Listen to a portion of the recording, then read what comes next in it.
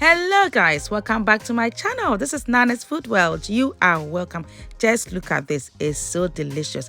It's an upside down apple tart. Very easy to do and it's a quick snack you can make for your kids, okay? So if you're new here, you are welcome.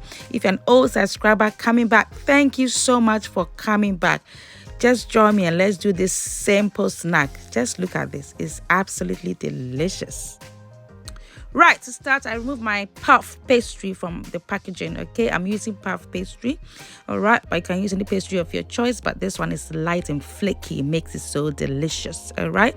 So I lay it down nicely, and also I'm cutting it into rectangles. As you can see here, I have 6 rectangles here. This is how it looks.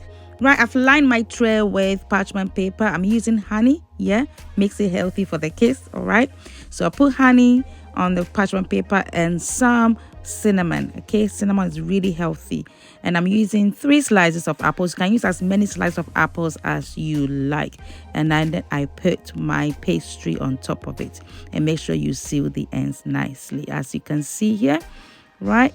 So this is a really quick, healthy snack for your kids and for your family. It tastes amazing. I tell you, you are going to love this.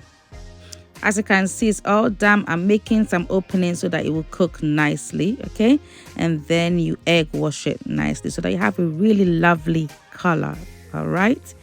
Yes, I'll put that into the oven at 180 degrees and it's lovely and crispy. And oh my goodness, just look at this. I'm just showing you this because you don't have to you have to wait for it to cool down, and it comes off really easily from the parchment paper. So don't do this. Right, my upside down apple tart is all cooled and I've peeled it off nicely. I didn't show it to you, but that's what you have to do.